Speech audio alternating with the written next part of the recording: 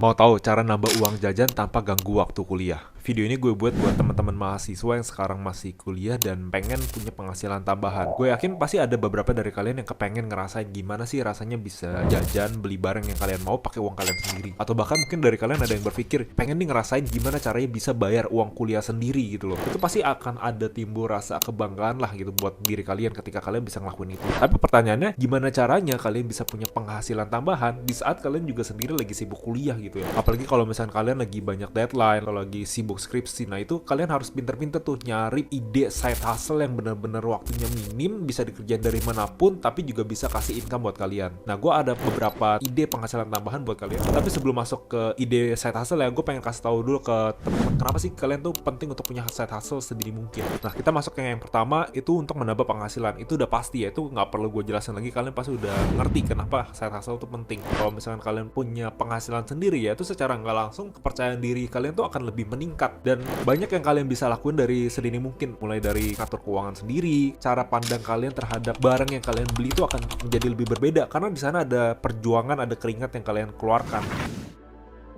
Yang kedua itu mengembangkan keterampilan dan pengalaman di dunia kerja. Ketika kalian masih kuliah dan kalian udah punya pengalaman kerja, bukan cuma organisasi kampus ya, karena organisasi kampus tuh ya beda lah dengan pengalaman kerja di dunia nyata ya. Kalau misalnya kalian kerja di dunia asli itu, kalian kan berhadapan langsung dengan klien, dengan atasan, dengan tim kerja kalian gitu. Kalian belajar cara komunikasi, kalian belajar skill-skill tertentu gitu. Nah, kalau kalian semenjak kuliah aja kalian udah punya itu, nanti ketika kalian udah mau lulus ya, misalkan mungkin ada yang mau ngelamar kerja di suatu perusahaan tuh akan ngelihat pengalaman kerja itu. Kalau misalkan pengalaman kerja yang kalian punya sesuai dengan skill yang dibutuhin di company tersebut, itu kalian kemungkinan diterimanya pasti akan lebih tinggi, dan kalian akan dipandang, wah kalian masih kuliah aja kalian udah punya pengalaman kerja, kalian tuh berarti dipandang sebagai salah satu mahasiswa yang niat lah kayak gitu. Lalu yang ketiga itu punya network.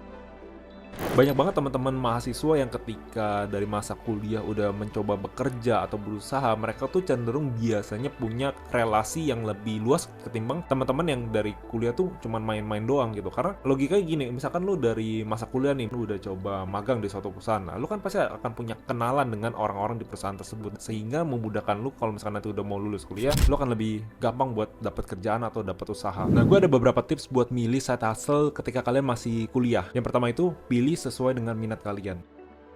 Gue sering dapat pertanyaan dari teman-teman, mungkin mereka nanyanya gini nih, ketika kita aja nggak tahu kita minatnya apa, gimana caranya kita bisa milih apa yang kita sukai gitu kan. Ini kan mungkin minat itu identik dengan passion ya, gimana caranya kita bisa kerja sesuai passion kita kalau kita nggak tahu passion kita apa. Nah, jadi ada tips yang bisa kalian lakuin di sini untuk cara tahu apa sih passion kalian gitu. Tipsnya adalah, jadilah generalis yang nantinya kalian akan menjadi spesialis. Jadi maksudnya gini, ketika kalian nggak tahu passion kalian apa, coba deh kalian cobain berbagai macam hal gitu. Kayak dulu waktu gue zaman kuliah ya, gue nggak tahu gue minatnya apa, tapi gue coba belajarin banyak hal saat itu. Gue coba belajar tentang keuangan kan, gue belajar tentang investment, gue belajar tentang impor, ekspor, gue belajar tentang jualan di marketplace, affiliate, digital marketing. Gue coba belajar macam-macam lah. Tapi dari sana akhirnya, oh gue jadi tahu passion gue sebenarnya apa gitu. Dan akhirnya setelah gue tahu passion gue apa, ya gue coba dalemin, gue terjun ke sana lebih dalam lagi gitu. Jadi untuk mencari tahu apa sih passion kalian, kalian harus coba jadi generalis dulu. Setelah kalian coba jadi generalis, barulah kalian masuk ke kalian pengen spesialisasi di mana kayak gitu. Ketika kalian bisa kerja di bidang atau pekerjaan yang sesuai dengan passion kalian, kalian akan ngerasa lebih fun. Walaupun mungkin ada stres ya, maksudnya kalau orang lain mungkin kalau ngerjain itu bakal ngerasa stres, tapi kalau misalnya kalian emang passion di sana, kalian nggak akan ngerasa stres itu, karena emang kalian juga suka gitu dengan apa yang kalian kerjain. Dan percaya nggak percaya, ketika kalian kerjain apa yang kalian passion di sana, kalian akan jadi lebih produktif. Tanpa disuruh pun kalian bisa explore dunia tersebut lebih dalam lagi dari orang lainnya. Tips memilih side hustle yang kedua itu, sesuaikan dengan waktu yang kalian punya. Ketika kita masih kuliah ya, pasti tetap prioritas utama kita harusnya kuliah gitu kan. Maksudnya jangan sampai karena kita udah kenal duit lebih dulu, kita jadinya nggak bertanggung jawab sama kuliah yang lagi kita jalanin. Memang nilai itu nggak menentukan masa depan, tapi tanggung jawab yang kita lakukan ya, sesimpel dari kita kuliah, dari hal kecil tuh bisa menjadi hal yang besar gitu ya. Nah, makanya kalian harus coba pilih side hustle yang kira-kira mendukung waktu kuliah kalian gitu loh. Tips dari gue adalah coba pilih side hustle yang bisa dikerjain lewat online, yang nggak harus kalian setiap hari ke kantor, yang bisa kalian kerjain dari mana aja. Karena sekarang kan udah serba digital lah, jadi ya banyaklah ide side hustle yang bisa kalian lakuin. Yang ketiga adalah lihat potensi masa depan. Ketika kalian lagi mencoba side hustle atau belajar sesuatu, kalian tuh harus mikirnya tuh, ini yang kalian pelajarin potensi di masa depannya gimana ya? Ini industrinya lagi sunset atau lagi sunrise gitu ya. Sunset tuh maksudnya kayak ini trennya tuh lagi turun gitu ya. Mungkin karena kompetitor kalian terlalu banyak ya, makanya itu bisa jadi sunset, atau permintaan di industri tersebut makin menurun, itu makanya jadi sunset. Nah, kalau sunrise tuh adalah industri yang permintaannya makin lama makin naik, atau mungkin orang yang belajar di sana tuh sedikit sehingga permintaan tenaga kerja itu makin lama makin banyak gitu. Nextnya gue bakal share apa sih kesalahan umum yang biasanya dilakuin mahasiswa yang itu justru malah merugikan mereka. Yang pertama itu fokusnya terlalu banyak. Gue sendiri kan beberapa kali gue ada nerima lah lamaran dari beberapa mahasiswa gitu. Dan ketika gue lihat CV atau CL-nya, banyak mahasiswa yang fokusnya terlalu banyak gitu loh. Misalkan mereka lagi coba freelance atau side hustle tapi di banyak banget perusahaan gitu ya. Mereka lagi ongoing gitu. Lu yang melihat lamaran tersebut lo akan bingung kayak ini orang sebenarnya mau belajar apa? Apakah ini orang terlalu serakah atau apakah dia cuma kejar porto atau kayak gimana gitu kan. Kalian harus ingat gini, ketika kalian mau coba belajar ya, misalkan let's say kalian belajar di suatu perusahaan gitu ya. Fokus kalian harusnya adalah kalian coba cari pengalaman gitu ya. Bukan cuma perbagus CV doang ya. Oh, kalian cuma pernah kerja di mana? Enggak, tapi kalian harus perbanyak pengalaman sebanyak-banyaknya gitu loh. Karena ujung-ujungnya sebenarnya goalsnya adalah dengan ilmu yang udah kalian kumpulin itu, harapannya kalian bisa bikin usaha sendiri dan kalian bisa berhasil di usaha yang kalian bikin. Kesalahan umum kedua adalah masuk ke perusahaan yang terlalu besar yang ruang berkembangnya itu minim.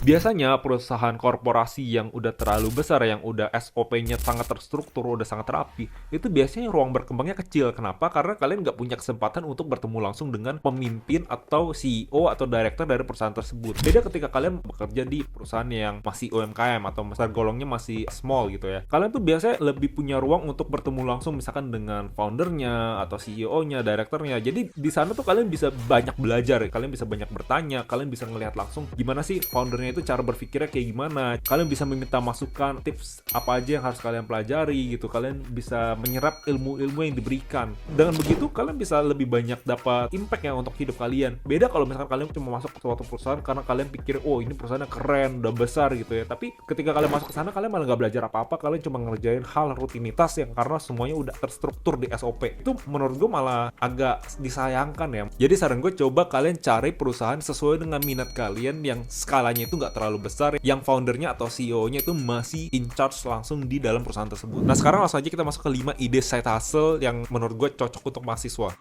Yang pertama adalah freelance writing atau content creation.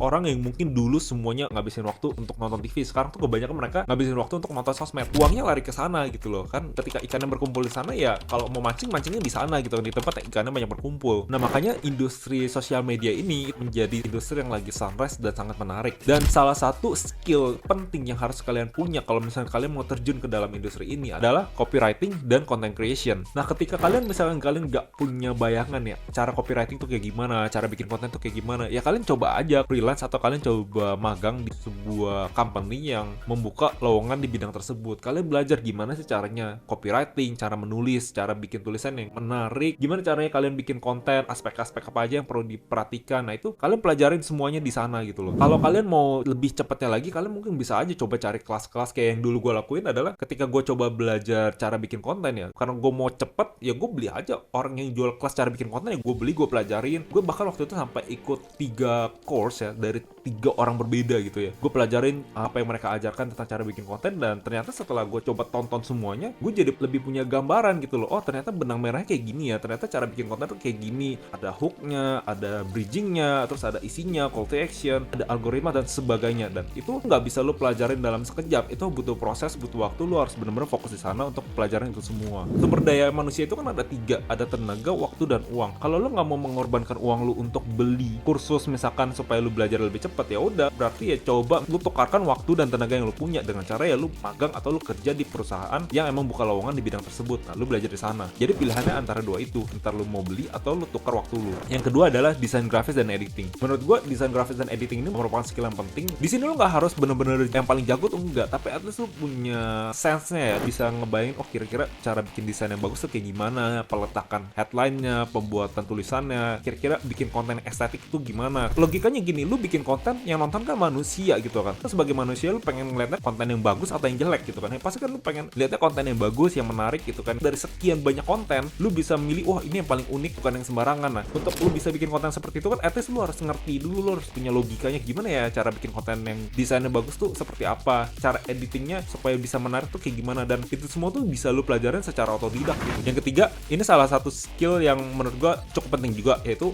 ada dropship, reseller, affiliate marketing. Jadi dari ketiga pekerjaan ini lu bisa belajar yang namanya skill jualan. Skill jualan itu menurut gue salah satu skill yang paling penting, karena ketika lu ibaratnya pengen dalam tanda kutip jadi lebih kaya ya, atau misalkan lu punya income yang lebih banyak dari orang lainnya, lu harus bisa jualan. Itu mau nggak mau gitu loh. Misalkan lu lulus kuliah gitu, lu mau melamar ke dalam sebuah perusahaan, itu kan secara nggak langsung lu menjual diri lu gitu. Karena maksudnya kayak gimana caranya supaya diri lu lebih menarik ketimbang mahasiswa lainnya. Gimana cara lu bisa menang dari mahasiswa lainnya. Sama halnya ketika lu jualan gitu. Misalkan lu bikin konten, gimana cara konten lu bisa lebih menjual atau lebih menarik dari content creator lainnya. Misalkan jualan produk, gimana cara produk lu pesannya bisa masuk ke customer yang lu tuju. Gimana caranya produk yang lu jual bisa lebih menarik dari produk orang lain. Nah, makanya skill jualan itu menurut gue salah satu skill yang paling penting, bisa diaplikasikan ke berbagai hal. Lalu ide side hustle yang keempat adalah membangun media.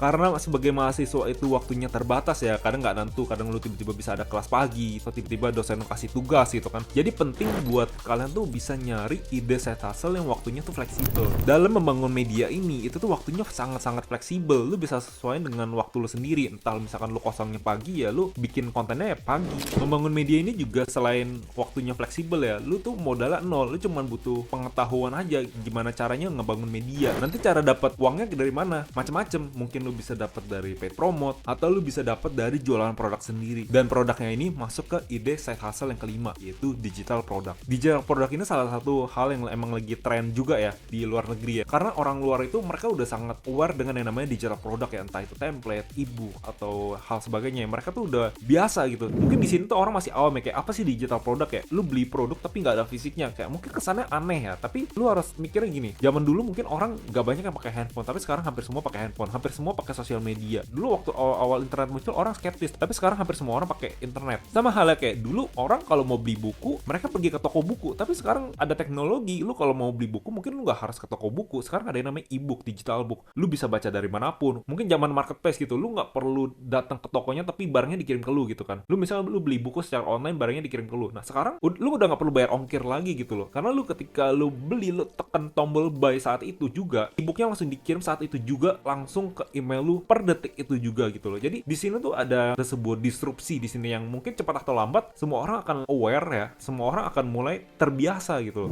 Makanya digital product ini jadi salah satu menurut gue industri yang lagi naik banget, dan ini bisa jadi peluang buat lu. Apalagi kalau misalkan lu masih anak muda ya, lu masih kemampuan belajar lu tuh masih sangat cepat gitu, dan lu sangat melek dengan teknologi. Kalian bayangin aja, digital product itu cuma bikin sekali tapi bisa dijual berkali-kali. Jadi menurut gue digital product ini salah satu peluang yang sangat oke. Apalagi lu misalnya lu masih mahasiswa, waktu lu masih nggak menentu ya, lu butuh pekerjaan side hustle yang fleksibel dan modalnya kecil. Ini jadi peluang banget buat lu. Dan dari 5 side hustle yang udah gue sebutin tadi ya, itu kalau misalnya kalian pelajarin semua, itu akan menjadi satu kesatuan skill set yang akan sangat berguna banget buat kalian di masa depan. Jadi itu dia ide side hustle yang menguntungkan buat teman-teman mahasiswa. Semoga video ini bermanfaat. Buat kalian yang mau belajar tentang digital product lebih dalam, kalian coba cek link di deskripsi. Gue kasih video tutorial gratis buat kalian belajar tentang apa itu digital product dan gimana caranya kalian bisa cuan dari digital product. Kalau kalian ngerasa video ini bermanfaat, subscribe supaya nggak ketinggalan info cuan lainnya. See you di next video.